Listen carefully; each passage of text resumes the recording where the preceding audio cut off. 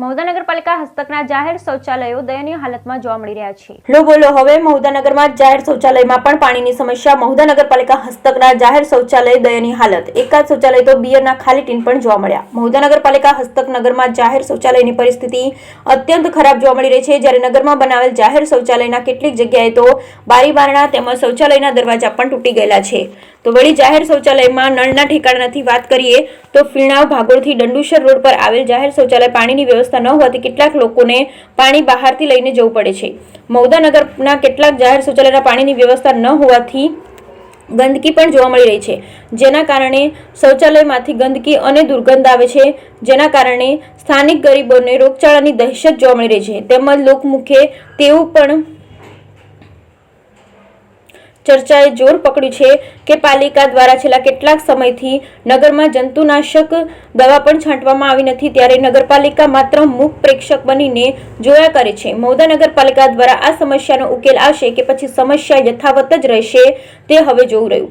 સ્વચ્છતાની વાત કરીએ તો મહુધા નગરપાલિકા દ્વારા પણ તારીખ 4/10/2023ની આસપાસ સ્વચ્છતા હી સેવા અંતર્ગત શ્રમદાન કર્યું હતું. મહુધા નગરમાં સ્વચ્છતા હી સેવા અંતર્ગત નગરના જાહેર રસ્તા પરની 1 કલાક સુધી સફાઈ કામગીરી કરવામાં આવી. તે સમયે સ્વચ્છતા હી સેવાના કાર્યક્રમ કરવામાં આવ્યા હતા. તો બીજી તરફ નગરપાલિકા હસ્તકના ગરીબો માટે બનાવેલ જાહેર શૌચાલય કફોડી હાલતમાં જોવા મળ્યા છે. તેમજ મહુધા નગરમાં મચ્છર મારવા માટે પણ કેટલાક સમયથી જંતુનાશક દવા પણ છાંટવામાં આવી નથી. ત્યારે સત્વરે સમગ્ર સમસ્યાનું વહેલી તકે નિરાકરણ આવે તેવી માંગ પ્રબળ બની છે.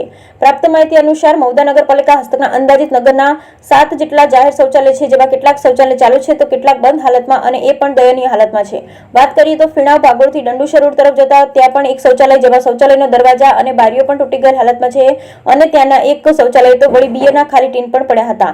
તેમાં શૌચાલયમાં પાણી માટે નળના પણ ઠેકાણા નથી. જ્યાંને પુરાની પાછળ ભાગમાં પણ એક શૌચાલય છે, જેમાં તે શૌચાલય પણ દયનીય હાલતમાં જોવા મળે છે. તે શૌચાલયના પ્રવેશદ્વાર પાસે અને શૌચાલયની આજુબાજુ કાંટાવાળી ઝાડી ઝાખડા પર ફૂટી નીકળ્યા છે. શૌચાલયમાં જતા પણ ડર લાગે અને અંદર કોઈ સરીસૃપ જીવ હોવાનો પણ ડર રહે છે.